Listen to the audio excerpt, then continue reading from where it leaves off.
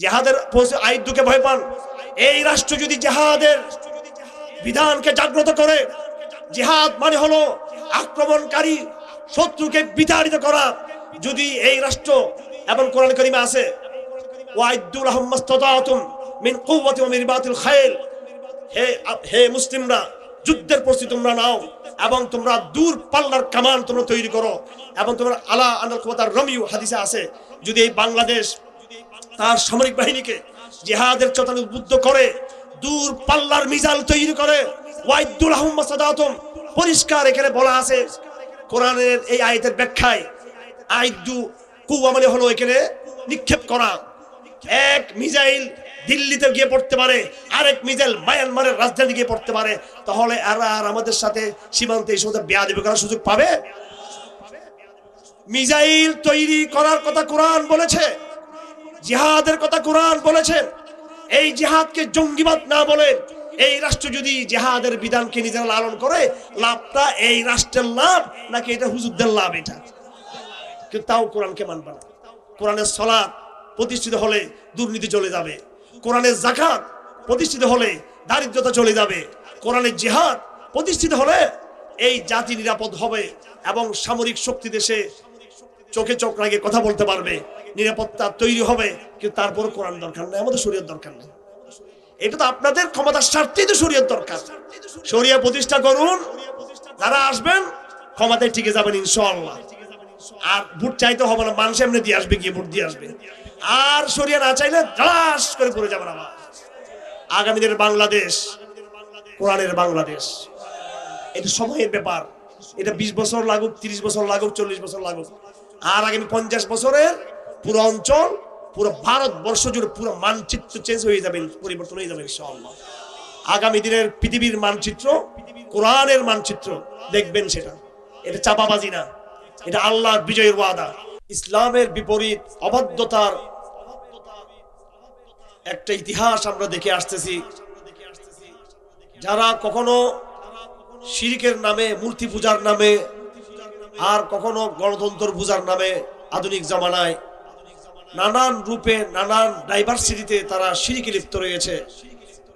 এরা নানান তন্ত্রে মন্ত্রে বিশ্বাস করে এবং আল্লাহকে বাদ দিয়ে, আল্লাহকে অ্যাভয়েড করে সেখানে তাদের মন গড়া, কখনো তারা মূর্তির পাথরকে তারা তাদের প্রভু হিসেবে গ্রহণ করে, আর কখনো মানুষের মন গড়া তৈরি করা আইনকে তাদের প্রভু হিসেবে গ্রহণ করে। অথচ আল্লাহ পাক সুবহানাহু ওয়া তাআলা ঘোষণা করেছেন কোরআনে কারীমে, ওয়ালাকাদ বাআসনা ফি কুল্লি উম্মাতির রাসূলান আন ইয়াবুদুল্লাহা ওয়াজতানিবুত তাগুত। Surely I have sent to every people a prophet with this word. আল্লাহ পাক বলেন, আমি প্রত্যেক যুগে যুগে একটা ছোট্ট বাক্য দিয়ে প্রত্যেক জাতির কাছে, প্রত্যেক সভ্যতার কাছে আমি রাসূলদেরকে পাঠিয়েছি শুধু একটা কথা দিয়ে, আনি আবুদুল্লাহ ওয়াজতানিবুত তাগুত, যে তোমরা আল্লাহর দাসত্ব করো আর অ্যাভয়েড ফলস গড, মন গড়া এই সমস্ত মানুষের তৈরি প্রভু যেগুলো, এদেরকে তোমরা প্রত্যাখ্যান করো। আমার ভাইয়েরা, নূহ আলাইহিস সালামের জমানায় যেসব মূর্তি পূজা করা হতো, এই মূর্তিগুলোকে কোরআনের ভাষায় আল জিবতু ওয়াত তাগুত বলা হয়েছে। বর্তমান জামানায় মানুষ শিক্ষিত হয়েছে, মানুষ জ্ঞানী হয়েছে, মানুষ নিজেকে দাবি করে তারা বিজ্ঞান বান্ধব। এখন বেশিরভাগ শিক্ষিত মানুষ ওইভাবে আগের মতো মূর্তি পূজা করে না। মানুষ আগের মতো মূর্তি পূজা করে না, কিন্তু মূর্তির চেয়ে ভয়ঙ্কর নিজের নফসের মানুষ এখন পূজারী হয়েছে। মানুষ নিজের মন গড়া, কখনো ধর্মনিরপেক্ষবাদের নামে, কখনো সমাজবাদের নামে, কখনো তথাকথিত ভণ্ড মিথ্যা মানবতাবাদের নামে, কখনো ভৌগোলিক, আঞ্চলিক, ভাষাভিত্তিক জাতীয়তাবাদের নামে, আর কখনো গণতন্ত্রের নামে বিভিন্ন নামে উদার নৈতিকতাবাদের নামে, লিবারালিজমের নামে মানুষ এই জমানায় অসংখ্য কাল্পনিক মূর্তি তৈরি করেছে, এবং এই মূর্তিগুলোকে যারা মুশরিক কাফের তারা তো পূজা করছে, যারা মুসলমান নামধারী তারাও সেই মূর্তিগুলো পূজা করছে। সুতরাং আমরা যারা প্যান্ডেলে সমবেত হয়েছি, আমাদের আল্লাহর প্রতি প্রশংসার ঘোষণা থাকতে হবে যে আল্লাহ পাক সুবহানাহু ওয়া তাআলা আমাদেরকে সব রকমের শিরক থেকে মুক্ত করে আল্লাহর বাধ্যতা স্বীকার করার, আল্লাহর দাসত্বকে স্বীকার করার, আল্লাহর প্রভুত্বের ঘোষণা দেওয়ার তৌফিক দিয়েছেন ইসলামের মাধ্যমে। ইন্নাদ-দীনা ইনদাল্লাহিল ইসলাম, আল্লাহ পাকের মনোনীত আইন হচ্ছে, মনোনীত বিধান হচ্ছে আল্লাহ পাকের পক্ষ থেকে দেওয়া একমাত্র দ্বীন হলো ইসলাম। আমরা সেই ইসলামের অনুসারী হতে পেরেছি, আলহামদুলিল্লাহ। আল্লাহ পাক কোরআনে কারীমে সেই সময়ের কিছু লোক তারা নিজেদেরকে মুসলমান দাবি করত, তারা বলতো আমরা আহলে কিতাব, ওরা আসলে ইহুদি খ্রিস্টান। তারা আল্লাহকে বিশ্বাস করত, নবীদেরকে তারা বিশ্বাস করত। ভালো করে কথাগুলো বুঝতে হবে, ভালো করে কথা বুঝতে হবে। এগুলো কোনো রাজনৈতিক বক্তব্য নয়, এগুলো কোরআনের কথা। কেউ রাজনীতি করতে চাইলে কোরআনের মতোই তাকে রাজনীতি করতে হবে। আমার ভাইয়েরা, কোরআন যখন নাযিল হয়েছে, বিষয়টা এরকম নয় যে ১৫০০ বছর আগের মানুষগুলো সব অশিক্ষিত, মূর্খ, বিজ্ঞান বোঝে না, ইতিহাস জানে না, এরা ব্যাকডেটেড, এরা পশ্চাৎপদ ছিল। আর বর্তমান জমানার মানুষ সবচেয়ে শিক্ষিত, জ্ঞানী। ১৫০০ বছর ১৫০০ বছর আগের পুরাতন কোরআন বর্তমান এই আধুনিক নয়া জমানায় চলবে না, বিষয়টা সেরকম নয়।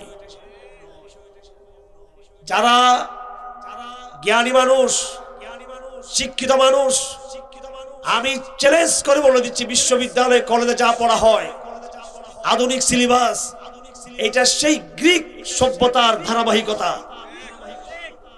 আপনি প্লেটোর নাম নিলে, অ্যারিস্টটলের নাম নিলে, সক্রেটিস বোক্রেটের নাম নিলে তখন আপনি ব্যাকডেট হন না।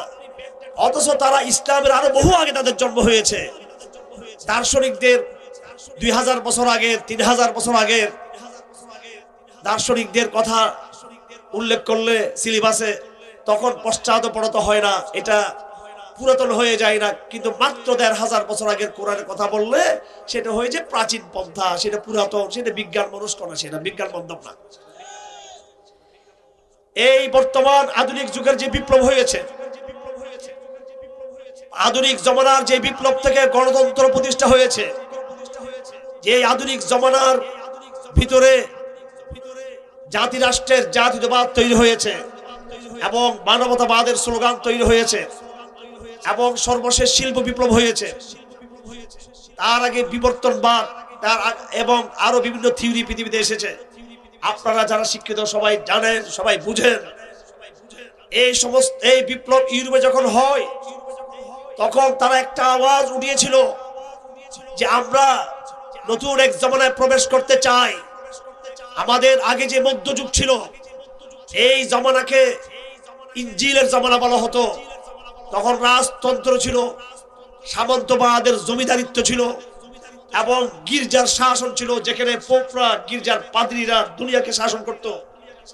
তারা গির্জার শাসন থেকে বের হওয়ার জন্য এবং রাজতন্ত্রের নিকট থেকে বের হওয়ার জন্য, আর সামন্ত প্রভু জমিদারদের যে অত্যাচার ছিল সে অত্যাচার থেকে বের হওয়ার জন্য, মধ্যযুগের এই জমানা থেকে মুক্তি পাওয়ার জন্য রেনেসাঁর নামে তারা একটা আন্দোলন শুরু করলো যে আমরা গির্জার আন্ডারে থাকতে চাই না, আমরা রাজাদের অন্তর্গত থাকতে চাই না, আমরা জমিদার ভূস্বামী সামন্তবাদীদের নিয়ন্ত্রণে গোলাম হয়ে আমরা থাকতে চাই না, আমরা গির্জা থেকে মুক্তি চাই, রাজাদের থেকে মুক্তি চাই, আমরা সামন্ত প্রভুদের কাছ থেকে মুক্তি চাই।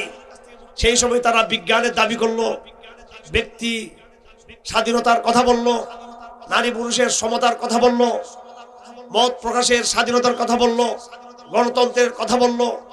এইসব কথা বলার সময় তারা একটা যুক্তি তারা খাড়া করলো যে আমরা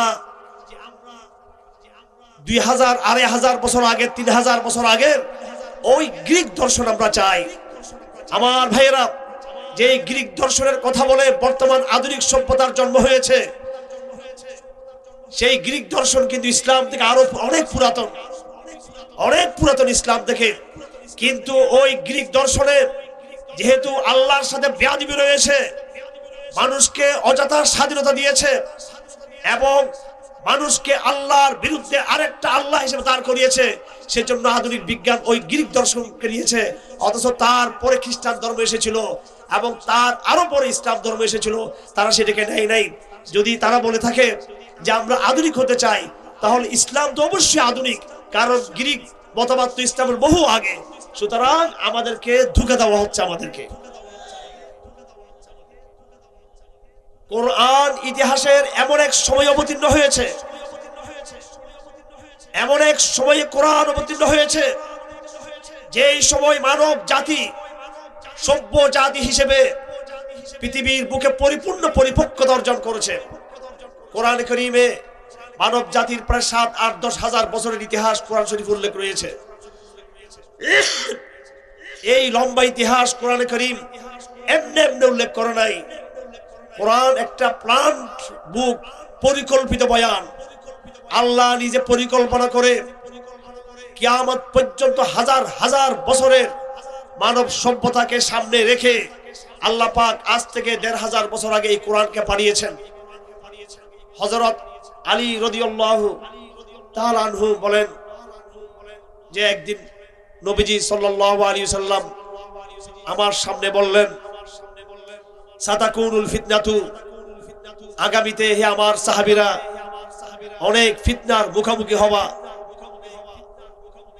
মানসিক অস্থিরতা, সামাজিক হানাহানি, রাজনৈতিক গন্ডগোল, মানুষের চিন্তা দর্শন বুদ্ধির মধ্যে নানা রকমের অস্থিরতা তৈরি হবে, সামাজিক শৃঙ্খলা ভেঙে যাবে, রাজনৈতিক বিভিন্ন রকমের বিশৃঙ্খলা তৈরি হবে, পারিবারিক অশান্তি তৈরি হবে, মনস্তাত্ত্বিক অশান্তি তৈরি হবে এবং আন্তর্জাতিক ভাবেও নানান রকমের সংকট তৈরি হবে। আল্লাহর রাসূল আমাদেরকে যখন এই ভবিষ্যৎবাণী করলেন যে এই ধরনের ফিতনা হবে, হযরত আলী বলেন আমরা তখন রাসূলকে জিজ্ঞেস করলাম, হে রাসূল সাল্লাল্লাহু আলাইহি ওয়াসাল্লাম, আগামীতে মানব জাতির এই সংকটকালীন মুহূর্তে আমাদের মুক্তির পথ কি? তখন আল্লাহ রাসূল বলেন, আগামীতে যে সংকট তৈরি হবে, বহুমুখী সংকট, রাজনৈতিক, মানবিক, অর্থনৈতিক, পারিবারিক, সামাজিক, মানসিক সব রকমের সংকট থেকে মুক্তি পাওয়ার জন্য তোমাদের একটাই পথ আছে। আল্লাহর নবী তখন বললেন কিতাবুল্লাহ, আল্লাহর প্রেরিত গ্রন্থ, মহাগ্রন্থ, মানব জাতির দিশারি হিসেবে এই কোরআন তোমাদেরকে মুক্তির পথ দেখাবে। কেন দেখাবে? তার কয়েকটা কারণ আল্লাহ নবী বললেন। 1 নম্বর, ফিহি নাবাউ মা ক্বাবলাকুম, এটা এমন এক মহাগ্রন্থ যেই গ্রন্থে তোমাদের পূর্বের হাজার হাজার বছরের মানব সভ্যতার ইতিহাসকে পরিষ্কারভাবে উল্লেখ করা হয়েছে, যেন সেই অতীতের ইতিহাসকে তোমরা দেখে আগামী দিনের পথ চলার সিদ্ধান্ত সঠিকভাবে তোমরা গ্রহণ করতে পারো। ইংরেজি ভাষায় একটা কথা আছে, longer you if you look back further you can look ahead। তুমি যত বেশি তোমার পিছনের দিকে তাকাবা, তুমি যত বেশি তোমার অতীতের দিকে তাকাবা, তত বেশি তুমি তোমার ভবিষ্যৎকে বিনির্মাণ করতে পারবা। যে মানুষ নিজের মা বাবা, পরিবার, বংশ পরিচয় ভালো করে সংরক্ষণ রাখে, নিজের অতীত ইতিহাস সম্পর্কে ভালো করে জানে, সে মানুষ তার ভবিষ্যৎ নেতৃত্বের জায়গা ওইভাবে সে তৈরি করতে পারে। কোরআন আমাদের সামনে কোন পশ্চাদপদ বক্তব্য নিয়ে আসেনি। কোরআন আমাদের সামনে কোন অন্তঃসার শূন্য গল্প কাহিনী নিয়ে আসেনি। কোরআন আমাদের সামনে ওই সমস্ত কিংবদন্তি এবং বানোয়াট মিথ্যাবাদী সুফিবাদীর কাহিনী নিয়ে আসেনি। যে পিসা হুজুর কুমিরের পিঠে চলে আসছেন, মশাল্লা বিছিয়ে তিনি সমুদ্রের ঢেউ পাড়িয়ে আসছেন, বাতাসে উড়ে আসছেন, তিনি সকালবেলা এখানে ছিলেন, দুপুরে তিনি আফ্রিকার জঙ্গলে ছিলেন, বিকালবেলা বাইতুল মুকাদ্দাস, এই সমস্ত কল্প কাহিনী আর বানোয়াট কাহিনী নিয়ে মানুষকে প্রতারিত করার ওই সমস্ত কোন কাহিনী কোরআন শরীফ এইসব ঘটনা নিয়ে আসে নাই। কোরআন যেসব ঘটনা বলেছে মহা সত্য ঘটনায় আমাদের সামনে তুলে ধরেছে। তো কোরআন এমন এক অতীতের কাহিনী, অতীতের বয়ান, যেগুলোকে দেখে আমরা সামনের দিকে আগাতে পারবো। আল্লাহ নবী 2 নম্বর কথা বলেন কোরআন সম্পর্কে, ফিহি খবরু মা বাদাকুম। এই কোরআন শরীফে আগামী দিনে মানব সভ্যতার বিভিন্ন রূপান্তর পরিবর্তন আসবে। কখনো বিশ্ব পরাশক্তি থাকবে রোমানরা, কখনো পারস্য, কখনো ইউরোপ, কখনো এশিয়া, কখনো রাশিয়া, কখনো ব্রিটেন, কখনো আমেরিকা, কখনো চাইনা। এইভাবে পৃথিবীতে নানান রকমের অবস্থা আসবে, বহু কিছু ঘটনা ঘটবে। এবং কিয়ামতের আগে দাজ্জাল, ইয়াজুজ মাজুজ, ঈসা সহ পশ্চিম দিক থেকে সূর্য উদিত হওয়া এবং জমিন থেকে দাব্বাতুল আরদ নামে একটা জন্তু বের হয়ে মানুষের সাথে যে কথা বলবে, আরো অসংখ্য ঘটনা আসবে। স্পষ্ট এবং অস্পষ্ট ইঙ্গিতের মাধ্যমে কোরআন তোমাদেরকে 1000 বছরের সংবাদ বলে দিয়েছে কোরআনে কারীম। 2 নম্বর কারণ।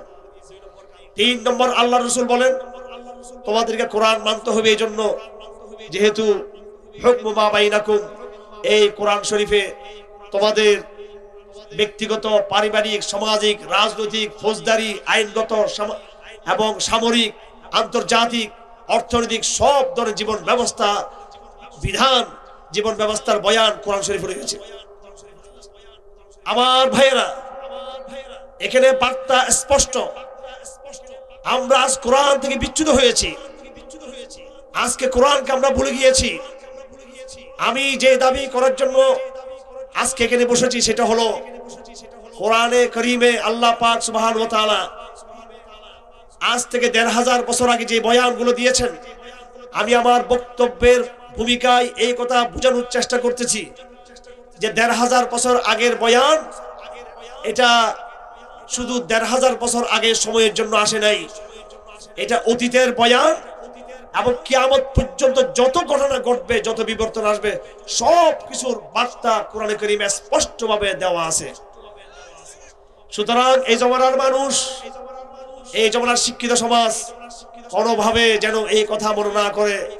কোরআনের কথা বলা আর শরীয়তের কথা বলা বিজ্ঞানের যুগে এটা মানায় না, গণতন্ত্রের যুগে এটা মানায় না, জাতীয়তাবাদের যুগে এটা মানায় না, শিক্ষা দীক্ষার যুগে, স্বাধীনতার যুগে এটা মানাই না। আমরা বলি তোমাদের গুলো মানাই না, কোরআনকে সবসময় মানাই। যতগুলো শব্দের নামে আজকে আমাদেরকে ধোঁকা দেওয়া হচ্ছে, এই শব্দগুলো আগে পৃথিবীর ইতিহাস মানুষ চিনত না। মানবতাবাদ নামে এইসব শব্দ মানুষ কখনো শুনে নাই, গণতন্ত্র নামে এইসব শব্দ মানুষ শুনে নাই। শুনেছে মানুষ? শুনে নাই। এবং এইভাবে জাতীয়তাবাদ বিভক্ত করে দেওয়া মানুষ আগে কখনো এইভাবে শুনে নাই। ফাইজলামি এবং মানুষের সাথে ধোঁকাবাজি করার একটা সীমানা থাকা উচিত। একদিকে তারা বিজ্ঞানের কথা বলে, আবার বিজ্ঞান বিরোধী নারী পুরুষের সমতার কথা বলে। অথচ নারী পুরুষের সাইকোলজিক, বায়োলজিক পার্থক্য আল্লাহ নিজে নির্ধারণ করে দিয়েছেন, নারীর কাজ কি হবে, পুরুষের কাজ কি হবে। আমাদের হুজুরদেরকে শিক্ষা দিতে হবে না যে নারীর প্রতি শ্রদ্ধা, নারীর প্রতি সমতা, নারীর অধিকারের বিষয়ে। কারণ এই ইসলাম সেই ইসলাম যে খাদিজাতুল কুবরাকে সর্বোচ্চ সম্মান দিয়েছে। এই নারী খাদিজাতুল কুবরা সর্বপ্রথম দ্বীনের নবী মুহাম্মদ রাসূলুল্লাহ সাল্লাল্লাহু আলাইহি সাল্লামকে সান্ত্বনা দিয়ে তিনি সুরক্ষা দিয়েছেন খাদিজাতুল কুবরা। এবং আরেকজন মহিষী নারী হযরত আম্মা আয়েশা রাদিয়াল্লাহু তাআলা আনহা, তিনি পুরো মুসলিম জাতির সামনে এমন ভাবে আল্লাহর নবীর বিধানকে আমাদের সামনে বয়ান করেছেন। সাহাবায়ে কেরামদের সমস্ত সিনিয়র জুনিয়র সব সাহাবায়ে কেরাম আম্মা আয়েশার কাছে তারা হাদিস শিখেছেন, ইসলামের জীবন ব্যবস্থা শিখেছেন। ইসলাম নারীদেরকে উস্তাদ বানিয়েছে, শিক্ষিকা বানিয়েছে। আম্মা আয়েশা তিনি মেয়েদের উস্তাদ ছিলেন না, সাহাবায়ে কেরামদের পুরুষদের উস্তাদ ছিলেন। শুধু পুরুষদের না, যারা খলিফাতুল মুসলিমিন, ওমরের মতো প্রতাপশালী শাসক, উসমানের মতো শাসক এবং আবু বকরের মতো উনি তার পিতা হবার পরও হযরত আয়েশা থেকে তারা মাসলা জিজ্ঞেস করতেন। তারা আমাদেরকে এটা শিখাতে হবে না, কিন্তু যার যার দায়িত্ব তার। আল্লাহ পাক নারীকে দায়িত্ব দিয়েছেন, এটা কর্মবন্টন। এটা দায়িত্ব বন্টন। তারপরে বিজ্ঞানের জমানায় মানুষকে আমরা দ্বীনের কথা বলতে পারি না। দ্বীনের কথা বললেই বলে যে এটা বিজ্ঞান বিরোধিতা, অথচ ইসলামের সেই বিজ্ঞান বান্ধব আর কোনো কিছুই তো নাই। এই যে সালাত থেকে শুরু করে আমাদের জীবন বিধান, আমি এগুলা আসলে একটা একটা করে দেখানোর সময় নাই। সামান্য একটা উজুকে যদি একটু গবেষণা করেন, সালাতকে যদি গবেষণা করেন, একজন মুসলমানের লাইফ স্টাইল, একজন মুসলমানের 24 ঘন্টা যে রুটিন, সেটা বেশি বিজ্ঞান বান্ধব নাকি ইসলাম মতো যে চলে না? খানা খাবে রাত্রে 12টা-1টার দিকে, ঘুমাবে সকালে 10টা 8টা 9টা পর্যন্ত, খাবারের রুটিন ঠিক নাই, খাবারের কালচার ঠিক নাই, ঘুমানোর রুটিন ঠিক নাই, শোয়ার সিস্টেম ঠিক নাই, বাথরুমে যাওয়ার রুটিন ঠিক নাই, সামান্যতম একেবারে ঢিলা যেটা করা হয়, অর্থাৎ পায়খানা পেশাব করার পরে আল্লাহ রসুল বলেছেন মাটির পাথর নিয়ে এটাকে পরিষ্কার করার জন্য, অথচ আমরা ব্যবহার করি টিস্যু। এখন মোল্লাদেরকে বলে যে এরা ঢিলা ব্যবহার করে, এগুলো সব ব্যাকডেটেড মিসকিনের জাত এগুলো। অথচ বিজ্ঞান বলে মাটি পায়খানা রাস্তার জার্মকে চুষে নিয়ে আসে, ধ্বংস করে, আর টিস্যু জার্মটাকে ওগুলো লাগাই দিয়ে আসে। একদিকে বিজ্ঞানের কথা বলে এই জমানা, আর একদিকে সুন্নত মত আমল করতে দিবে না। ব্রাশ সামান্য ছোট্ট জিনিস, এটা শুধু দাঁতকে পরিষ্কার করে, মুখের দুর্গন্ধটা দূর করে, কিন্তু এক মিসওয়াক, তাজা তাজা মিসওয়াক, এই মিসওয়াকের রস, ন্যাচারাল মিসওয়াকের রস, মিসওয়াকের গাছের রস, এটা দাঁতের উপকার যেটা ন্যাচারাল, নাকি কৃত্রিম ভাবে তৈরি করা যে টুথপেস্ট এটা তাদের জন্য উপকার? আপনারাই বলেন, যারা জ্ঞানীরা তারাই বলেন।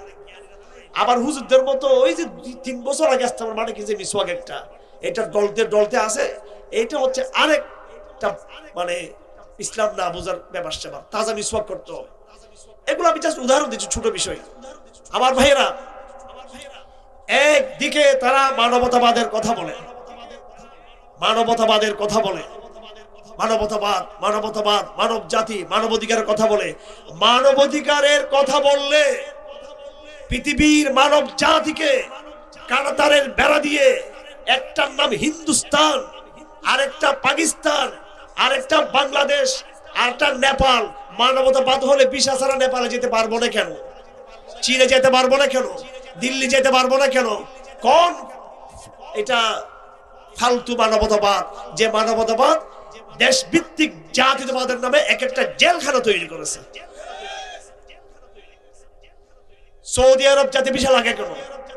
যেই মানবতাবাদের কথা বলে, এখন আমি পাসপোর্ট স্যার অক্সফোর্ডে পড়তে যাবো, দেখি মানবতাবাদ দেখাও, এখন এয়ারপোর্টে বাধা দিবে, ওই দেশে বন্দরে নামলে বাধা দিবে, তখন পারমিশন কোথায়? তখন মানবতাবাদ কোথায়? প্রত্যেকটা বিষয় ধোঁকাবাজি ছাড়া কিছুই না। বলে গণতন্ত্র, মানে মানুষ যা বলে তাই। যদি মানুষের মন্ত্র তন্ত্র হয়ে থাকে, এদেশের বেশিরভাগ মানুষ কৃষক, এদেশের বেশিরভাগ মানুষ শ্রমিক, এদেশের বেশিরভাগ মানুষ গরিব। দুনিয়ার বড় বড় এলিট বড় লোক ছাড়া এই গরিব লোকটা কেন তারা এমপি আর মন্ত্রী মিনিস্টার অফিসার হতে পারে না? প্রত্যেকটা বিষয় হলো ডাবল স্ট্যান্ডার্ড, দ্বৈত নীতি, মুনাফিকি এবং মিথ্যা কথা ছাড়া কিছুই না। এই আধুনিক জমানা হলো এমন এক শিরিক যেটা আমাদেরকে প্রতারিত করেছে। আমার ভাইয়েরা, হযরত সৈয়দ কুতুব মোহাম্মদ কুতুব শহীদ রহমতুল্লাহ আলাইহি, তিনি একটা মোহাম্মদ কুতুব একটা বই লিখেছেন, জাহিলিয়াতুল কর্নিল ইশরিন, 20 শতাব্দীর জাহিলিয়াত। তিনি সেই কিতাবে প্রমাণ করেছেন, এবং তারও আগে রাসূলুল্লাহ সাল্লাল্লাহু আলাইহি সাল্লাম ভবিষ্যৎবাণী করেছেন যে জাহিলিয়াত আবার আমার উম্মতের মাঝে ফিরে আসবে।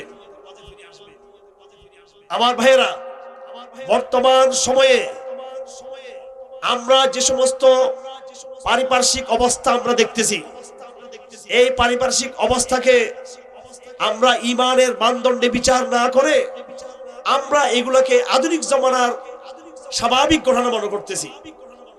আমার ভাইরা, এগুলো আধুনিক জমানার স্বাভাবিক ঘটনা নয়, এগুলো আধুনিক জমানার শিরিক, যেটা নতুন রূপে ফিরে আসছে আমি চিনতে পারতেছি না। এটা শিরিকের নতুন নতুন রূপ। মোহাম্মদ কুতুব তার ঐতিহাসিক কিতাব জাহেলিয়াতুল কারনিল 20 এই বইয়ে তিনি লিখেছেন, মানুষ একসময় মূর্তি পূজা করত, মানুষ একসময় প্রকৃতি পূজা করত, মানুষ একসময় আগুন পূজা করত, মানুষ একসময় রাজাদেরকে পূজা করত।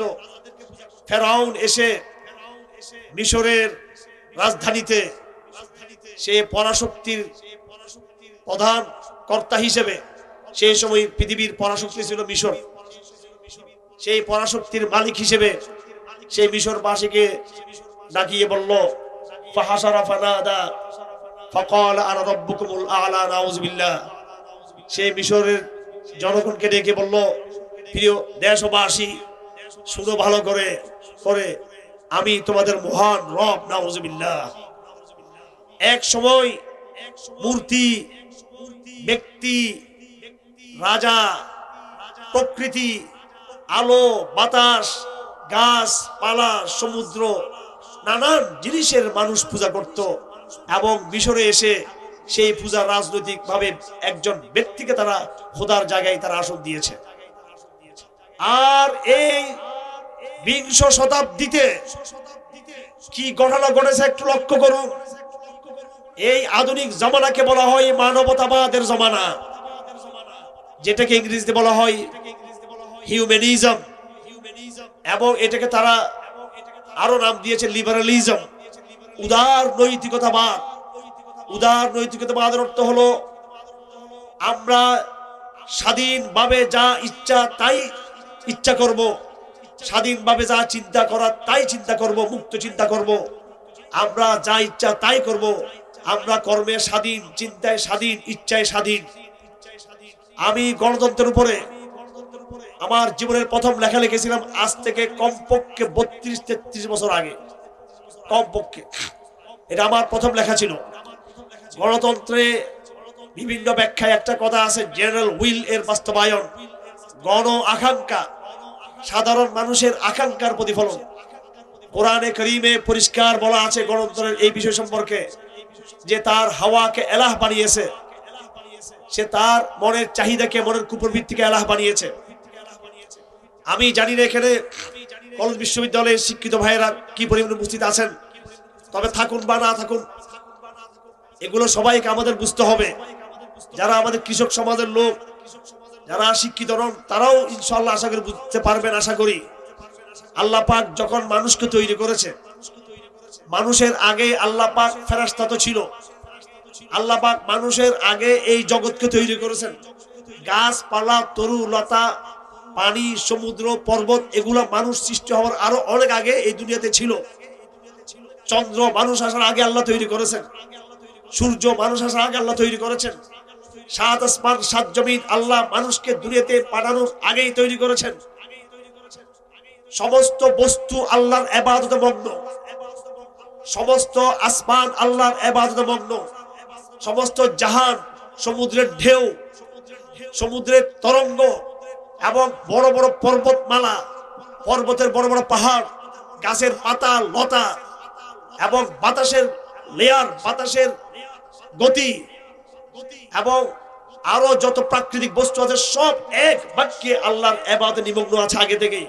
এটা কোরআন শরীফে আছে, ওয়ালাকিন লা তাফকাহুনা তাসবিহাহুম, তাদের ইবাদত তোমরা বুঝতে পারো না, প্রত্যেকে ইবাদতের মধ্যে ব্যস্ত আছে। এবং ফেরেশতা তো একটা প্রাণী, তারা আরো নিরঙ্কুশ ভাবে আল্লাহর ইবাদতে মগ্ন আছে। আল্লাহ পাক মানুষকে আর জিনকে কেন দুনিয়াতে পাঠালো? সবাই তো ফেরেশতা ইবাদতে মগ্ন, সারা জাহান আল্লাহর ইবাদতে মগ্ন। আল্লাহ পাক কোরআন শরীফে বলেন, ওয়ালাহু আসলামা মা ফিস সামাওয়াতি ওয়াল আরদ তাওআন ওয়া কারহা, ইচ্ছায় অনিচ্ছায় পৃথিবীর এবং আসমানের জগতের সমস্ত বস্তু আল্লাহর দাসত্ব স্বীকার করেছে, আল্লাহর কাছে আত্মসমর্পণ করেছে, তারা তাসবিহ আদায় করে। এরপরও আল্লাহ পাক মানুষ আর জিনকে সৃষ্টি করার কারণ কি?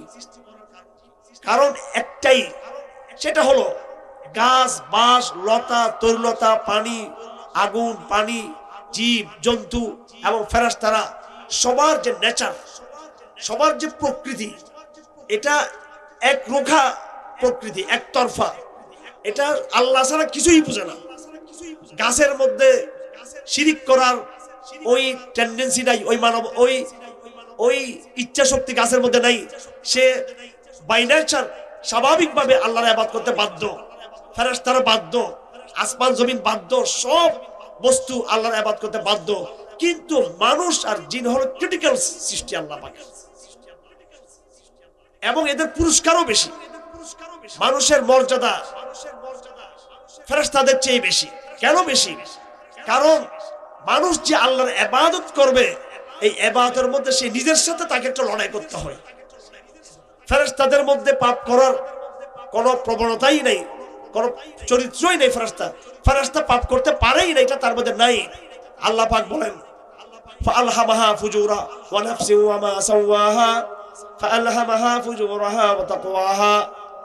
আল্লাহ পাক ওয়া নাফসি ওয়া মা সাওয়াহা, মানুষকে আল্লাহ পাক তৈরি করলো, মানুষের মনকে তৈরি করলো। মানুষের ভিতর একটা মানুষ আছে, মনস্তত্ত্ব মানুষকে দিয়েছে। এই মনের মধ্যে আল্লাহ পাক ভালো ইচ্ছাও দিয়েছে, আবার খারাপ ইচ্ছাও দিয়েছে, যেটাকে কুপ্রবৃত্তি এবং সুপ্রবৃত্তি বলা হয়। ধরুন আপনি একটা মোবাইল পড়ে আছে এক জায়গায়, এই মোবাইলটা দেখে আপনার মনস্তত্ত্বের মধ্যে দুইটা লড়াই শুরু হবে। কিন্তু কথাগুলো কঠিন মনে করিয়েন না, একটু বুঝতে হবে। একটা মোবাইল এখন আছে, এটা পড়ে আছে, কেউ দেখতেছে না, কোনো সিসি ক্যামেরা নাই। ওই সময় আপনার মনে দুইটা সংগ্রাম শুরু হয়ে গেছে। একবার মনে চাই চুরি করি, লোভ লালসা, পছন্দ লাগতেছে জিনিসটা। আবার মনের ভিতরে একটা অপরাধ বোধ আছে যে এটা কিন্তু আমি ভালো কাজ করতেছি। প্রত্যেকটা বেবিচারী নারী এবং পুরুষকে জিজ্ঞেস করুন, তারাই বলবে, তারা যখন অবৈধ মিলন করতেছে নারী পুরুষ, তাদের দুজনের মধ্যে একটা অন্যায় বোধ আছে মোটামুটি তাদের মধ্যে, যেটা অন্যায় করতেছে তারা। এই যে মানুষের মধ্যে স্বভাবজাত ভালো মন্দ দুটাই কিন্তু আছে। আবার যারা আমরা নামাজ পড়ি, ফজরের সময় উঠবো, দুটো দ্বন্দ্ব আমাদের মধ্যে আছে। যত বড় আল্লাহর ওলি হোক না কেন, উঠতে মনে চাই, আবার উঠতে মনে চাই না। বেবিচারী নারী পুরুষ, বেবিচার করতে মনে চাই, করতে মনে চাই না। শেষ পর্যন্ত বেবিচার করার দিকে সে ঝুঁকে গেল। দিনদার মানুষ, তারও নামাজ পড়তে মনে চাই, নামাজ পড়তে মনে চাই না, তবিয়তে কষ্ট লাগে, কিন্তু নামাজ পড়ার দিকে তার মনটা ঝুঁকে গেল। আরে এটা নারী তাকবীরে কি আছে? এগুলো তো আচ্ছা। তো আমি কথা দীর্ঘায়িত করবো না। আমাদের মেহমান আসবেন, প্রধান মেহমান জসিমুদ্দিন রহমান সাহেব আসা পর্যন্ত আমি কথা চালিয়ে যাচ্ছি। আপনার ধৈর্যের সাথে বসবেন এখানে। আর আমরা আসলে অসুস্থ অনেক, এই আমার ভাইরা। তো মানুষের স্বভাবের মধ্যে, আমি ওয়াজ করি না, আমি ভাই ক্লাস করাই, ঠান্ডা মাথায় শুনেন। মানুষের স্বভাবের মধ্যে এই দুটো ফিতরত, দুটো জিনিস একসাথে কাজ করে, দুটো জিনিস। আমার ভাইয়েরা, এই দুই জিনিসের ব্যাপারে হাদিসে বলা আছে, লিকুল্লি রাজুলিন লিম্মাতান, প্রত্যেক মানুষের মনস্তত্ত্বের মধ্যে দুটো উস্কানি থাকে। লিম্মাতুশ শায়াতিন ওয়া লিম্মাতুল শায়তান ওয়া লিম্মাতুল মালাক। একটা উস্কানি শয়তানের, আরেকটা উস্কানি হলো ফেরেশতা। মানুষকে শয়তান খারাপ কাজের উস্কানি দেয়, আর মানুষকে আল্লাহর হুকুমে ফেরেশতা ভালো কাজের প্রণোদনা দেয়। এটা শয়তান আর ফেরেশতাদের মাধ্যমে যেমন হয়, মানুষের তবিয়ত দ্বারাও সেটা হয়ে থাকে। এমন এক মানব জাতিকে, অর্থাৎ মানুষের ফিতরতের মধ্যেই কিন্তু অন্যায়টা আছে, ভালোটাই আছে। এমন এক মানব জাতিকে যখন আমরা স্বাধীনতা দিয়ে ফেলতেছি, যেহেতু মানুষের মধ্যে আল্লাহ পাক ভালো মন্দ দুইটাই দিয়েছেন, এখন মানুষকে নিয়ন্ত্রণ করার জন্য অস্ত্র কি? আল্লাহ পাক তখন নবীদেরকে পাঠালেন আসমানি কিতাব দিয়ে। আল্লাহ পাক দেখিয়ে দিলেন যে দেখো, এইটা এটা পাপ, এটা একটা অন্যায়, আর এটা একটা ভালো কাজ, এগুলো তুমি করবা। যেহেতু এটা বৈজ্ঞানিক ব্যাপার, ভালো মন্দ দুটাই মানুষের মধ্যে আছে। আমার ভাইয়েরা একটু বুঝার চেষ্টা করুন, মানুষের মনের মধ্যেই ভালো মন্দ দুটাই আছে, পাপ এবং পুণ্য, আজর এবং গুনাহ দুটাই মানুষের মধ্যে সক্রিয় অ্যাক্টিভ। এমন অবস্থায় এমন বৈজ্ঞানিক একটা মানুষকে, যার মধ্যে দুটো যন্ত্র, দুইটা মেশিন একসাথে চলতেছে, খারাপি আর ভালাইয়ের যন্ত্র, এমন মানুষকে যদি আপনি বলেন যে তোমাকে আমি স্বাধীন করে দিলাম, সেই মানুষের অ্যাক্সিডেন্ট হবে কি হবে না? অবশ্যই সে পথভ্রষ্ট হবে। এই আধুনিক জমানা হলো মানুষকে মুক্তির কথা বলেছে, শুনতে খুব ভালো লাগে, খুব ভালো লাগে যে মানুষ মুক্ত স্বাধীন। কিন্তু মানুষ তার মুক্ত স্বাধীন জায়গা থেকে সে কি করবে? তার মনের যে খারাপ জায়গা ওটাকেই সে ব্যবহার করবে। এজন্য আপনি বর্তমানে সারা দুনিয়ার অবস্থা দেখুন। আমি জেনে শুনে আপনাদেরকে বলতে চাই, চীন, জাপান, আমেরিকা, লন্ডন, ইউরোপ, এদের উপরে দেখতে যেটা দেখা যায়, কিরকম দেখা যায়? স্মার্ট, বিজ্ঞান আবিষ্কার এবং আধুনিক কমিউনিকেশন, যোগাযোগ ব্যবস্থার দ্রুত যোগাযোগ ব্যবস্থা এবং অর্থনৈতিক সমৃদ্ধি, যন্ত্রপাতি। কিন্তু প্রত্যেকটা ব্যক্তির ইউরোপের মনে অশান্তি আর অশান্তি আর কিছুই নেই। এটা আপনাদেরকে বুঝাতে পারবো না। আর মুসলিম বিশ্বে উপর দিয়ে দেখতে ভাঙ্গাচোরা, কৃষকের ফাটাচিরা লুঙ্গি, দারিদ্রতা খুব বেশি এরকম হইচই নাই, কিন্তু মনের ভিতরে কিন্তু একটা নিরহ একটা শান্তি সবার মধ্যে কিন্তু মোটামুটি বিরাজ করে। এটা আপনি ইউরোপে না গেলে আপনি বুঝবেন না, ওদেরকে না দেখলে আপনি বুঝবেন না। আমার ভাইয়েরা, ওরা এই দুনিয়াতে সব কিছু আমাদেরকে দিল, সব আয়োজন করলো আমাদেরকে এই দুনিয়াতে থাকার জন্য। যত রকমের কমফোর্ট, যত রকমের ব্যবস্থা হতে পারে সবকিছু ইউরোপ আমাদেরকে দিল। কিন্তু আলটিমেটলি এই পুরো জীবনটার লক্ষ্যটা কি, আসলে কোথায় যাব আমরা, ওইটাই কিন্তু সে ঠিক করতে পারে নাই। ট্রেনে উঠলাম, উঠার পরে একজন ব্যক্তি স্টেশনে নামবে, সেজন্য সে শিকার ধরে বসে আছে, কোন সময় হবে এবং স্টেশনে সে নেমে পড়বে। এবং স্টেশনে গিয়ে সে কি করবে, কি উদ্দেশ্যে রেলটা ওখানে থামবে, নামবে, ওখানে গিয়ে সে কি করবে তার প্রস্তুতি সে নিচ্ছে এখান থেকে। আরেকজন মানুষ ট্রেনের বগিতে বসে, কেবিনে বসে কম্বল, কাঁথা, বালিশ এবং ফ্রিজ, তারপরে আরো যত রকমের উপাদান আছে, টয়লেট, বাথরুম, সব নিয়ে সে ব্যস্ত। হঠাৎ করে ট্রেন একদিন স্টেশনে থেমে গেল, তার সব আয়োজন করে শেষ। সে কিছুক্ষণ পরে নিজেকে দেখলো সেই স্টেশনে নেমে গেছে, কিন্তু তার কোনো প্রস্তুতি ছিল না সেই স্টেশনে গিয়ে কি করবে। সে ঠিকঠাক কিন্তু ধরা খেয়ে গেল।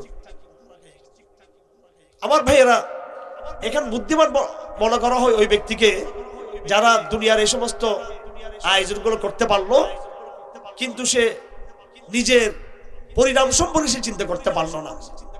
এই দুনিয়াতে আমরা যে এসেছি, আমরা একদম কেউ কল্পনা করি নাই যে দুনিয়াতে আমরা এসেছি। হঠাৎ করে বড় হলাম আর দেখলাম দুনিয়া নামক একটা ভূগোলে আমরা আছি, কিশোর, তরুণ, বৃদ্ধ, নানান অবস্থায়। ঠিক তদ্রুপ কিয়ামতের দিনে এই মানব জাতি নিজেকে অপ্রস্তুত অবস্থায় কিন্তু দেখতে পাবে। কিন্তু দুনিয়াতে যেমন আমরা আমাদের পরিকল্পনা ছাড়া এসেছি, আখিরাতের মধ্যেও আমরা কিন্তু আমাদের পরিকল্পনা ছাড়া আসবো। আমার ভাইয়েরা, এই সব কথা বলার উদ্দেশ্য হলো একটাই, সব কথা বলার উদ্দেশ্য একটাই। আমি যে কথা আপনাদেরকে দ্ব্যর্থহীন ভাষায় বোঝানোর জন্য আমার এই লম্বা দীর্ঘ ভূমিকা আমি বলতেছি আপনাদেরকে, তার উদ্দেশ্য হলো আজ থেকে ১৫০০ বছর আগে আমাদের নবীজি সাল্লাল্লাহু আলাইহি ওয়াসাল্লাম যেই শিরকের মোকাবেলা করেছেন, যেই মূর্তি পূজার মোকাবেলা করেছেন, যে জাহেলিয়তের মোকাবেলা করেছেন, আজ ১৫০০ বছর পর সেই জাহেলিয়ত নানান ভাবে, নানান রূপান্তরে শিক্ষা সিলেবাস, বিশ্ববিদ্যালয়ে, কলেজে এক রকমের জাহেলিয়ত এবং শিরিক। অর্থ ব্যবস্থা এটা আরেক রকমের শিরিক, রাজনৈতিক ব্যবস্থা আরেক রকম শিরিক, আন্তর্জাতিক এই সমস্ত বড় বড় মহাদেশগুলোর রাজত্ব আরেক রকমের শিরিক। না, সেই পুরাতন শিরিক যেটা কোরআন বলেছে সেটা নতুন নতুন রূপে কিন্তু আমাদের মধ্যে হাজির হয়েছে। সুতরাং আপনার আমার লড়াই এটা নতুন কোন লড়াই নয়। দুঃখের বিষয় হচ্ছে আমরা মূর্তি পূজাকে আমরা শিরিক মনে করি, কিন্তু এতক্ষণ যাই মানুষের নেচার বুঝাইলাম, মানুষ নিজেকে নিজে পূজা করতেছে, মানুষ নিজের পূজা নিজে করতেছে। ব্যক্তি স্বাধীনতা, মত প্রকাশের স্বাধীনতা, মানুষের যা ইচ্ছা তা করবে, গণতন্ত্র, মানুষের যেটা বলবে সেটাই আইন হবে। এই যে একটা মানুষকে তার নিজের হাতে স্বাধীনভাবে ছেড়ে দেওয়া হলো। এটা হচ্ছে প্রত্যেকটা ব্যক্তি নিজে এক একটা মূর্তি, এক একজন ব্যক্তি নিজেকে মূর্তি বানিয়েছে এবং সে নিজেকে সে পূজা করতেছে। আগে সব মানুষ মিলে এলাকার মধ্যে একটা মূর্তি থাকতো, সে মূর্তিকে পূজা করত। আগে সব মানুষ মিলে ফেরাউনকে পূজা করত। আর বর্তমান জমানা মানবতাবাদের একটা শব্দ আমাদেরকে দিয়ে প্রত্যেকেই নিজেকে নিজে পূজা করা শুরু করেছে। মোহাম্মদ আসাদ উনি ইউরোপের একজন বুদ্ধিজীবী, তিনি ইহুদি ধর্মে ছিলেন, তিনি সাংবাদিকতা করতেন। তিনি সৌদি আরব আসলেন, সৌদি আরবের লোকদেরকে দেখলেন, রাজাকে দেখলেন, মানুষকে দেখলেন, ইরানে গেলেন, মানুষকে দেখলেন, আফগানিস্তানে গেলেন, সারা দুনিয়া তিনি ভ্রমণ করলেন। ভ্রমণ করার পরে তিনি দেখলেন ইউরোপে জীবনের এক রকমের অবস্থা আর মুসলিম দেশে আর এক রকম অবস্থা। যাই হোক, তিনি একটা কিতাব লিখেছেন, এই বইটা আপনারা পারলে যারা শিক্ষিত ভাইয়েরা পড়বেন, রোড টু মক্কা, মক্কার দিকে আমার সফর। তার মানে আমি ইউরোপে জন্মগ্রহণ করেছি, আমি ইউরোপের একজন সাংবাদিক, একজন বুদ্ধিজীবী। আমি ইউরোপের গণতন্ত্রকে চোখ দিয়ে দেখেছি, জাতীয়তাবাদকে দেখেছি, বিশ্বযুদ্ধ দেখেছি, আমি সব কিছু দেখেছি। ইউরোপের নারী স্বাধীনতা দেখেছি, নারী মুক্তি দেখেছি, শিল্পী বিপ্লব দেখেছি, কিন্তু আমি সব বাদ দিয়ে আমি এখন ইসলাম ধর্ম গ্রহণ করেছি। আমি কিভাবে ইসলাম ধর্ম গ্রহণ করলাম, তিনি তার একটা বয়ান দিয়েছেন রুট টু মক্কা এই উপন্যাসের মধ্যে, বাস্তব উপন্যাস কাহিনী। তিনি একটা সামারি করেছেন এই জমানার ঘটনা সম্পর্কে, যে বর্তমান জমানার মানুষ, ঠিক আছে বুঝলাম এরা মূর্তি পূজা করে না, আগের মতো তারা এরকম এই মন্দিরে অথবা গির্জে তারা অবস্থান করে না, কিন্তু তিনি বলতেছেন বর্তমান আধুনিক জমানায় একটা ধর্ম তৈরি হয়েছে, বস্তুবাদ, বস্তুবাদিতা। তিনি বলতেছেন ব্যাংক, আদালত, বিশ্ববিদ্যালয়, সংসদ, সরকারি বেসরকারি দপ্তর, ব্যবসায়িক কর্পোরেট বড় বড় বিল্ডিং, এগুলো সব হচ্ছে বস্তুবাদের এক একটা মন্দির। একটা মানুষ সে বস্তুবাদ, সে ব্যাংক প্রতিষ্ঠা করে, আর্থিক কার্যক্রম, এটাকেই তার জীবন লক্ষ্য মনে করে। এই ব্যাংক ব্যবস্থার মধ্যে আল্লাহর কোনো বিধান নাই। আইন আদালতে বসে সে শয়তানের বা মানব রচিত আইন দিয়ে সেই আইন বাস্তবায়ন করতেছে, আল্লাহর কোনো বিধান সেখানে নাই। কলেজে বিশ্ববিদ্যালয়ে শিক্ষা দেওয়া হচ্ছে বিভিন্ন বিষয় নিয়ে, সেখানে আল্লাহর কোনো কথা সেখানে নাই। ব্যবসায়িক কর্মকাণ্ডের বড় বড় কর্পোরেট বিল্ডিং, ব্যবসায়িক পদ্ধতির বিভিন্ন বিধান কিন্তু রয়েছে, আল্লাহর বিধান সেটা কিন্তু কোনো উল্লেখ নাই। সে নিজের মন মতো সেই ব্যবসা পরিচালনা করতেছে। তাহলে এগুলো হলো জীবনের এক একটা মন্দির। বড় বড় কর্পোরেট লোক যারা আছে ব্যবসায়িক প্রতিষ্ঠানে, এবং বিচারক যারা আদালতে আছে, এবং ব্যাংকার যারা ব্যাংকে আছে, আর শিক্ষক শ্রেণী যারা এই কলেজ বিশ্ববিদ্যালয়গুলোতে আছে, তারা হলো এই মন্দিরগুলোর পুরোহিত। আর সাধারণ যারা মানুষ, এরা হলো এই মন্দিরগুলোর সাধারণ, তারা ওই ধর্মের লোক, তারা সবাই। জানি না ব্যাপারটা আপনাদের বুঝতে কেমন হচ্ছে। এই নতুন জমানার, বিজ্ঞানের জমানার একটা নতুন একটা ধর্ম আমরা তৈরি করেছি, যদিও সেটাকে ধর্মের নাম আমরা দিই নাই, কিন্তু ধর্মের মতো আমরা এটাকেই আমাদের কাজকর্ম বানিয়ে ফেলেছি। আমরা ধর্মের মতো আমরা এটার সাথে আমরা আবদ্ধ হয়ে গেছি। শেখ হাসিনা কখনো বলে নাই যে বঙ্গবন্ধু আল্লাহর প্রেরিত একজন নবী অথবা শয়তানের প্রেরিত একজন নবী। তিনি কি করেছেন, এমন এক্সপ্রেশন দেখিয়েছেন, ঢাকার মধ্যে বঙ্গবন্ধু,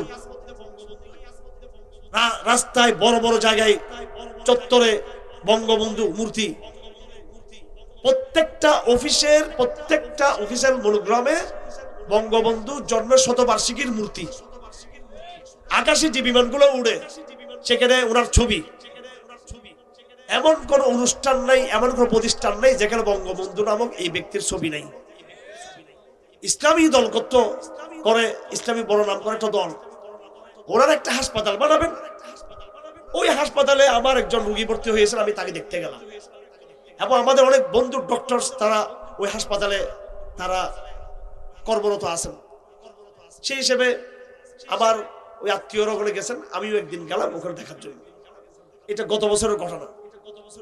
নেমেই দেখলাম, প্রথমে তো আমি মনে মনে একটু আশ্বস্ত ছিলাম যে এটা ইসলামপন্থীদের আবু ইসলামী ঘরানার একটি দলের এটা একটা হাসপাতাল। ওই হাসপাতালের দেওয়ালে বঙ্গবন্ধুর নাউজুবিল্লাহ বিশাল প্রকৃতি বানিয়ে ওখানে একদম বড় করে লাগানো হয়েছে মূর্তিটা। আমি গাড়ি থেকে নেমে প্রথমে থুতু ফেললাম ওখানে। আজকে সবাইকে বলতেছি, এটা প্রথমে থুতু ফেলছি আমি। এই থুতু ফেলার কাহিনী আমি আগেও বলছি, সেটা আওয়ামী লীগের আমলও বলছি। সত্য কথা, আওয়ামী লীগ পলাইছে এই জন্য বলতেছি তা না। সত্য কথা যেহেতু আগেও বলছি, যে 5 বছর কারাগারে ছিলাম।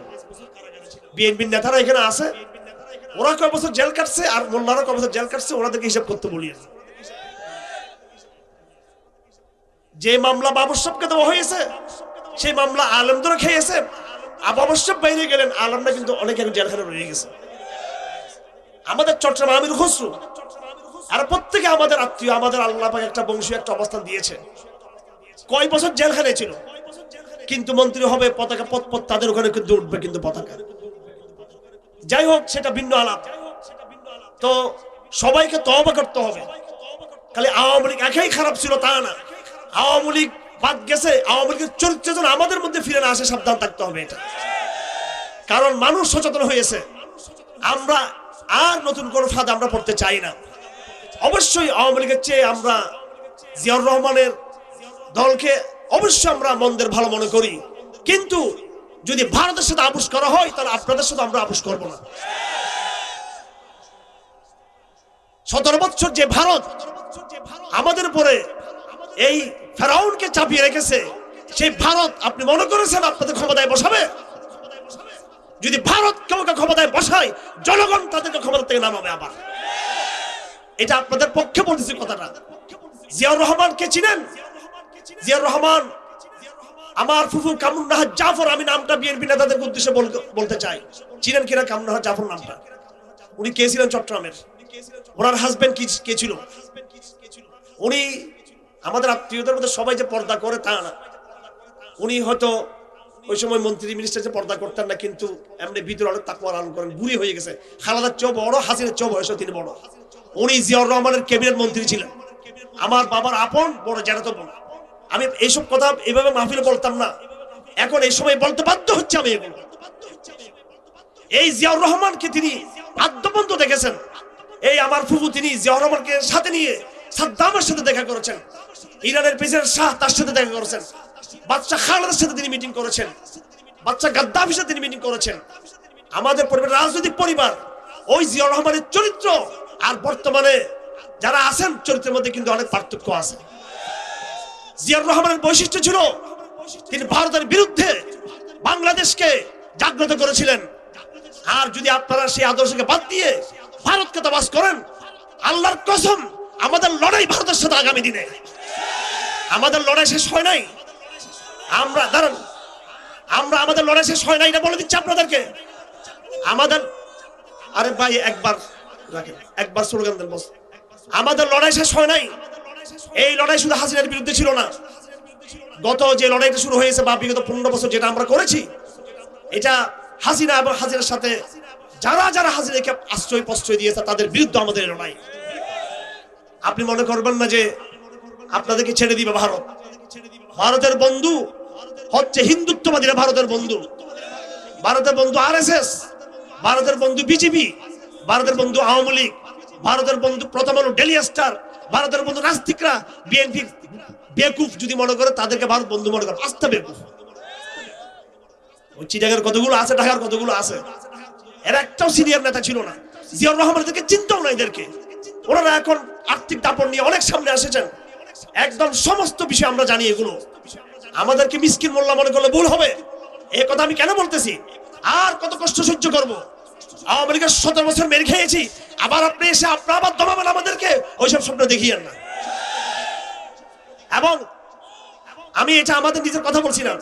এই 17 বছর আওয়ামী লীগ কোরআনকে নির্বাসিত করেছে, কোরআনের বিধান চালাই নাই। আপনারাও সেই পথে হাঁটবেন? শরিয়া বললে লজ্জা লাগে কেন আপনাদের? আমেরিকার মুখে বলে দেন আমরা শরিয়া চাই।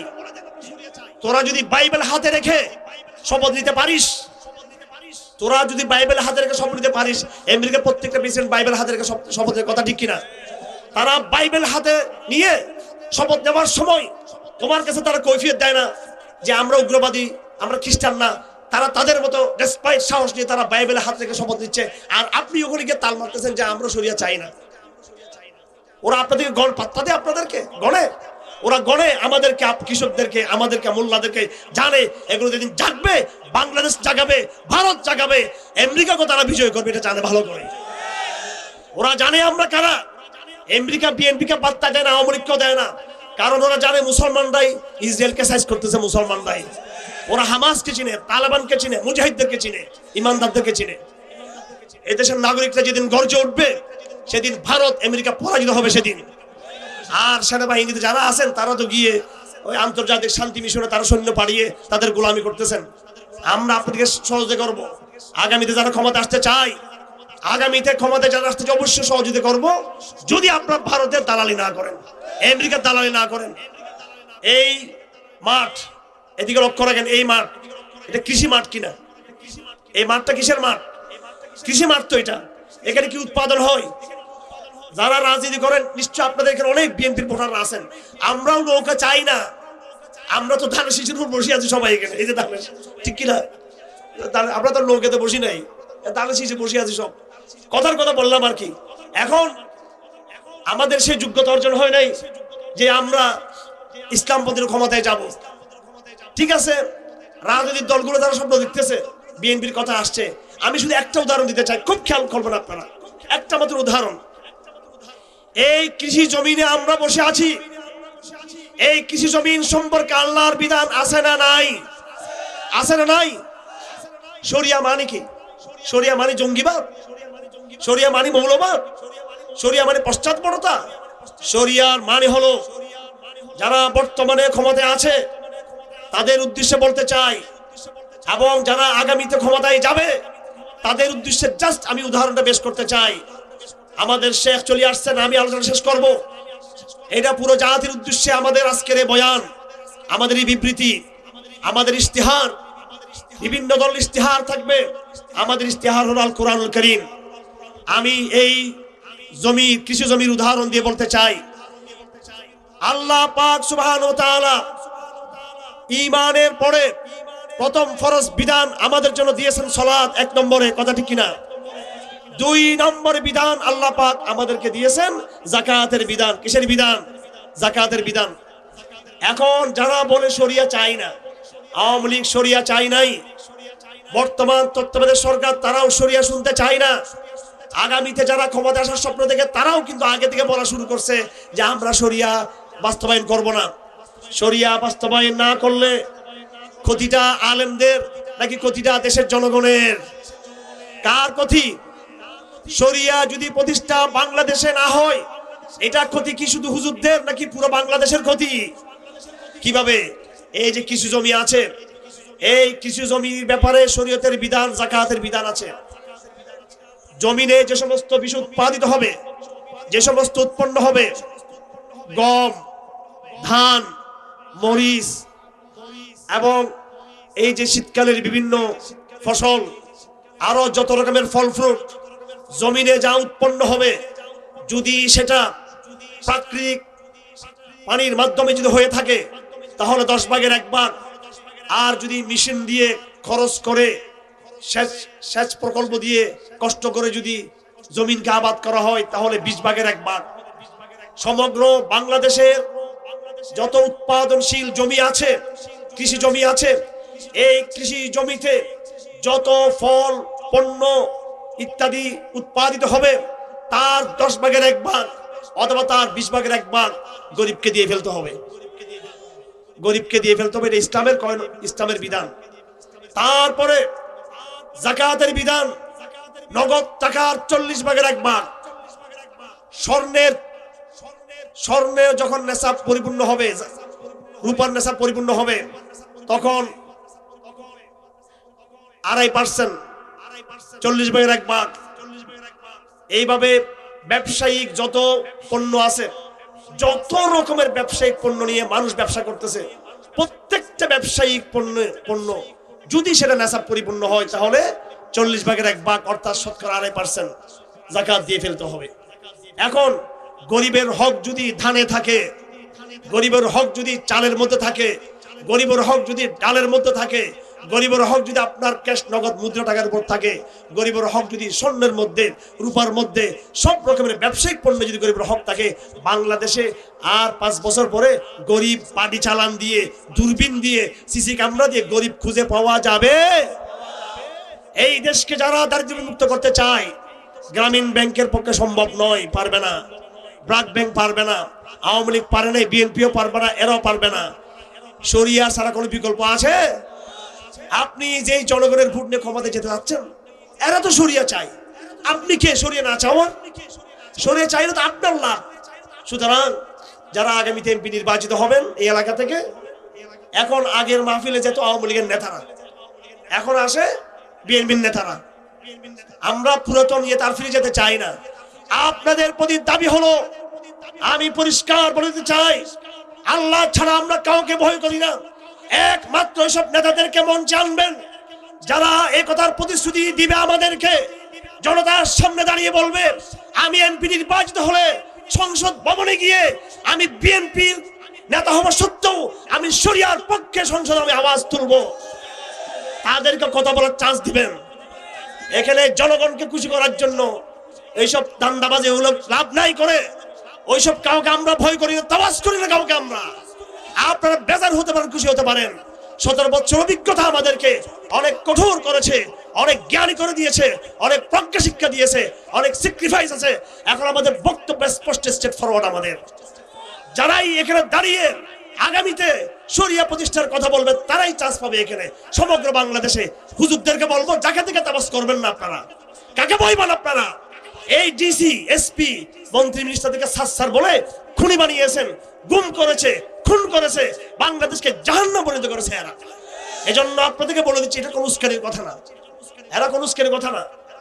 এরা যেহেতু রাষ্ট্রের দায়িত্ব আছে, আল্লাহ পাক কোরআনে কারীম স্পষ্ট বলেছেন, আল্লাযীনা ইম্মাক্কান্নাহুম ফিল আরদি আকামুস সালাত ওয়া আতাউজ যাকাত ওয়া আমারু বিল মারুফ ওয়া নাহাউ আনিল মুনকার।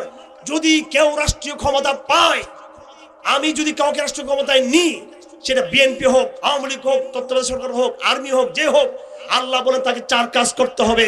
1 নম্বর, রাষ্ট্রীয় আইন করে সালাতকে কায়েম করতে হবে। 2 নম্বরে যাকাতকে আইন করে সেটাকে প্রতিষ্ঠা করতে হবে। 3 নম্বর, সব রকমের অন্যায়ের বিলোপে আমরুল মারুফ করতে হবে, সৎ কাজের আদেশ এবং অন্যায়ের বিলোপে নাহিয়াল মুনকার করতে হবে। সুতরাং আসেন, এখানে সমস্যা নাই, ওয়েলকাম। আমরা আপনার আনুগত্য করব। আপনারা আল্লাহর দাসত্বের ঘোষণা দিন, আপনারা আল্লাহর আনুগত্যের ঘোষণা দিন, আমরা আপনাদের আনুগত্যের ঘোষণা দিচ্ছি। আমরা আপনাদেরকে ওই সময় আমির মানবো, ওই সময় নেতা মানবো আপনাদেরকে। যখন আপনারা আব্রাহাম লিঙ্কনকে নেতা না মেনে, আমেরিকা ভারতকে কাবলা হিসেবে না ধরে, আপনারা যখন আল্লাহকে যখন আমির মানবেন, ইমাম মানবেন, আল্লাহকে রব হিসেবে মেনে নিবেন, তখন আমরা আপনাদেরকে বলবো আপনারা সমাজের আমির। আপনাদেরকে আমরা আমাদের চেয়ার ছেড়ে দিব আমির হিসেবে। আল্লাহকে, আল্লাহর আইনকে যদি প্রতিষ্ঠা করার এজেন্ডা না থাকে, তাহলে কোনো সম্মান পাবেন না। আগামী দিন আমরা যা দেখা তা দেখিয়ে দিব ইনশাআল্লাহুল আজিজ। গরিব ভাববেন না এদেশের জনগণকে। এদেশের জনগণ বিপ্লব করেছে, আরো বিপ্লব বাকি আছে তাদের। আমি মনে করি অতীতে যারা রাষ্ট্র চালিয়েছে যেসব দল, তাদের যোগ্যতা বেশি। তাদের আবার আল্লাহ রাসূল বলেছেন, খিয়ারুকুম ফিল জাহিলিয়া খিয়ারুকুম ফিল ইসলাম। জাহেলিয়ার জমানায় যারা লিডার ছিল, আল্লাহ রাসূল বলেছেন তারাই ইসলাম আসার পরে লিডার হোক, আমি এটা চাই। হযরত ওমর জাহেলিয়া জমানার লিডার ছিলেন, ইসলাম এসে তিনি আমির মুমিনিন হয়েছেন। তারেক জিয়া যদি পূর্ণ হেদায়েত প্রাপ্ত হয়, সেই তারেক জিয়াকে বাংলাদেশের আমরা আমির হিসেবে সবাই মেনে নিতে কোনো আপত্তি নাই। কিন্তু উনি যদি এক ঠ্যাং বাংলাদেশের জনগণের দিকে, আরেক ঠ্যাং আব্রাহাম লিঙ্কনের ওই গোষ্ঠীর দিকে যদি দিলে, তখন কিন্তু সময় মতো আমরা আমাদের সিদ্ধান্ত নিব ইনশাআল্লাহ। সুতরাং আপনাদের প্রতি নসিহত এবং ভালোবাসা। এই কথাগুলো কি আমি খারাপ বললাম নাকি? এগুলো পছন্দ না লাগলে এটাই কোরআনের কথা। আল্লাহর দাসত্ব ছাড়া আমাদের কোনো মুক্তি আছে আমাদের? আমি কথা শেষ করে দিচ্ছি। সালাত কায়েম, সালাত যদি কায়েম হয়, এই দেশের রাজনৈতিক দল যারা ক্ষমতায় যেতে চায়, আমরাও আপনাদেরকে বলতেছি, আমরাও একদিনে কোরআন চাবি দিতে বলতেছি না আপনাদেরকে। আমরা অন্তত আপনাদের সদিচ্ছা চাই। আমরা আস্তে আস্তে প্রয়োগ করুন। আজকে দুর্নীতি মুক্ত করতে না পেরে এই সরকার আজকে পেরেশান হয়ে যাচ্ছে, কথা ঠিক কিনা? দ্রব্য মূল্যকে নিয়ন্ত্রণ করতে পারতেছে কিনা? অথচ এই বাংলাদেশের বিস্তীর্ণ জমিনে চাল উৎপাদিত হচ্ছে, গম উৎপাদিত হচ্ছে, ডাল উৎপাদিত হচ্ছে, প্রত্যেক রকমের ফসল উৎপাদিত হচ্ছে বাংলাদেশে। আল্লাহ বিধান করে দিয়েছেন 10 ভাগের 1 ভাগ, 20 ভাগের 1 ভাগ গরিবকে দিয়ে দাও। তাহলে আর দ্রব্যমূল্যের দাম থাকবে এখানে? কথা খেয়াল করেন। কি আপনারা পাগল হয়ে গেছেন নাকি ওর সাথে? কথা শেষ আমার। আল্লাহর বিধান বাস্তবায়ন করলে দ্রব্যমূল্যের দাম থাকে না। এবং এই যে আপনার দুর্নীতির কথা বলা হচ্ছে, যদি সলাৎকে কায়েম করা হয় ঠিক মতো, সলাৎ কায়েম করলে যথাযথভাবে সরকারি বেসরকারি সকল দপ্তরে সলাৎ বাধ্য, সব সচিবদের সলাৎ পড়া বাধ্য, সব দপ্তর, সব DC, SP, police, army, RAB যত আছে, যত বাহিনী অফিসার, ছোট্ট থেকে বড় সবাই সলাৎ পড়তে বাধ্য রাষ্ট্রীয়ভাবে। পোশাক বানাচ্ছেন, নতুন নতুন পোশাক করে কি মানুষের চরিত্র পাল্টাবে? এই পোশাক পরে তো গুন্ডামি করছে। এই পোশাকে যে গুন্ডামি হবে না কে বলছে আপনাকে? পোশাক না পাল্টাইয়ে তাদের ভিতরে শরীয়তকে ঢুকাই দেন, সলাৎ যখন কায়েম হবে সব জায়গায়, সামরিক বেসামরিক, সরকারি বেসরকারি, সব দপ্তরে, কলেজে, কল কারখানায়, কলেজে, বিশ্ববিদ্যালয়ে 5-3-4 বছরে এমন এক প্রজন্ম তৈরি হবে যে প্রজন্ম আর দুর্নীতি করবে না কোনোদিন। এমনি রাষ্ট্র ঠিক হয়ে যাবে। আর জিহাদকে ভয় পান, জিহাদের আইয়ুকে ভয় পান, এই রাষ্ট্র যদি জিহাদের বিধানকে জাগ্রত করে, জিহাদ মানে হলো আক্রমণকারী শত্রুকে বিতাড়িত করা, যদি এই রাষ্ট্র, এবং কোরআন কারীমে আছে ওয়াইদু লাহুম মাসতাতাতুম মিন কুওয়াতি ওয়া মিন রিবাতিল খাইল, হে মুসলিমরা যুদ্ধের প্রস্তুতি তোমরা নাও এবং তোমরা দূর পাল্লার কামান তোমরা তৈরি করো, এবং তোমরা আলা আনাল কুওয়াতার রমিউ, হাদিসে আছে যদি এই বাংলাদেশ তার সামরিক বাহিনীকে জিহাদের চেতনা উদ্বুদ্ধ করে, দূর পাল্লার মিসাইল তৈরি করে, ওয়াইদু লাহুম মাসতাতাতুম, পরিষ্কার এখানে বলা আছে কোরআনের এই আয়াতের ব্যাখ্যায়, আইদু কুওয়া মানে হলো এখানে নিক্ষেপ করা। এক মিসাইল দিল্লিতে গিয়ে পড়তে পারে, আরেক মিসাইল মায়ানমারের রাজধানী গিয়ে পড়তে পারে, তাহলে আর আমাদের সাথে সীমান্তে এই সময় বেয়াদবি করার সুযোগ পাবে? মিসাইল তৈরি করার কথা কোরআন বলেছে, জিহাদের কথা কোরআন বলেছে। এই জিহাদকে জঙ্গিবাদ না বলে এই রাষ্ট্র যদি জিহাদের বিধানকে নিজেরা লালন করে, লাভটা এই রাষ্ট্রের লাভ নাকি এটা হুজুরদের লাভ? এটা কিন্তু তাও কোরআনকে মানবে না। কোরআনের সালাত প্রতিষ্ঠিত হলে দুর্নীতি চলে যাবে, কোরআনের যাকাত প্রতিষ্ঠিত হলে দারিদ্রতা চলে যাবে, কোরআনের জিহাদ প্রতিষ্ঠিত হলে এই জাতি নিরাপদ হবে এবং সামরিক শক্তি দেশে চোখে চোখ লাগিয়ে কথা বলতে পারবে, নিরাপত্তা তৈরি হবে। কিন্তু তারপর কোরআন দরকার নেই, আমাদের শরীয়ত দরকার নেই। এটা তো আপনাদের ক্ষমতার স্বার্থেই তো শরীয়ত দরকার। শরিয়া প্রতিষ্ঠা করুন, যারা আসবেন ক্ষমতায় টিকে যাবেন ইনশাআল্লাহ। আর ভোট চাইতে হবে না, মানুষ এমনি দিয়ে আসবে, গিয়ে ভোট দিয়ে আসবে। আর শরিয়া না চাইলে দাস করে পড়ে যাবেন। আবার আগামী দিনের বাংলাদেশ কোরআনের বাংলাদেশ। এটা সময়ের ব্যাপার। এটা 20 বছর লাগুক, 30 বছর লাগুক, 40 বছর লাগুক, আর আগামী 50 বছরের পুরো অঞ্চল, পুরো ভারতবর্ষ জুড়ে পুরো মানচিত্র চেঞ্জ হয়ে যাবে, পরিবর্তন হয়ে যাবে ইনশাআল্লাহ। আগামী দিনের পৃথিবীর মানচিত্র কোরআনের মানচিত্র দেখবেন। সেটা এটা চাপাবাজি না, এটা আল্লাহর বিজয়ের ওয়াদা। আল্লাহ পাক আমাদের সকলকে আগামী দিনের বিজয়ের কাফালাবদ্ধ হওয়ার তৌফিক দান করুন। এবং আমি যে কথা না বললে নয়, এইসব মাহফিল করে কোনো লাভ নাই। আমি পরিষ্কার বলে দিচ্ছি, এটা ফ্যান্টাসি, বিনোদন। যদি এই মাহফিল মসজিদকে আবাদ করতে না পারে, যদি ফজরের সময় আমাদের তরুণরা মসজিদে জমাতবদ্ধ নামাজ আদায় করতে না পারে, এই বেনামাজি প্রজন্ম দিয়ে দিন 1 ইঞ্চি মাটিতে 100 বছরও কায়েম হবে না। এই জন্য প্রথম লড়াই, প্রথম মিশন ফজরের সালাতকে মসজিদে তরুণ সমাজ জমাতবদ্ধভাবে আদায় করবে, এটা প্রথম মিশন।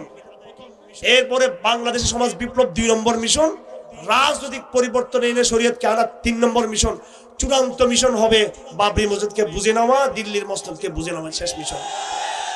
আজকে যে জাগ্রত হয়ে ফজর নামাজকে মসজিদে কায়েম করতে পারবে, ইনশাআল্লাহ সে কোন এক ফজর নামাজ বাবরি মসজিদে গিয়েও উদ্ধার করে সে করে পড়তে পারবে, দিল্লিতে ফজর নামাজ পড়তে পারবে, কোনো সন্দেহ নাই এখানে। আসুন নামাজি এক প্রজন্ম গড়ে তুলি, কোরআনের এক প্রজন্ম গড়ে তুলি, তৌহিদের এক প্রজন্ম গড়ে তুলি, আকীদার এক প্রজন্ম গড়ে তুলি, ইব্রাহিম আলাইহিস সালামের মিল্লাত ইব্রাহিমের প্রজন্ম গড়ে তুলি, মসজিদকে আবাদ করি, এই বাংলাদেশকে শরীয়তের বাংলাদেশের জন্য ক্ষেত্র হিসেবে প্রস্তুত করি এবং হিন্দুস্তানকে বুঝে নেওয়ার জন্য সবাই আমরা প্রস্তুতি গ্রহণ করি। সেটা আমার ঘর থেকে, আমার পাড়ার মহল্লার মসজিদ থেকেই শুরু হতে হবে সেই জিহাদ, সেই অভিযান, সেই দাওয়াত। ওয়া আখিরু দাওয়ানা আলহামদুলিল্লাহি রাব্বিল আলামিন ওয়া মা আলাইনা ইল্লাল বালাগ ওয়া সাল্লাল্লাহু তাআলা খায়রু খালকি মুহাম্মদ ওয়া আলিহি ওয়া সাহবিহি আজমাইন।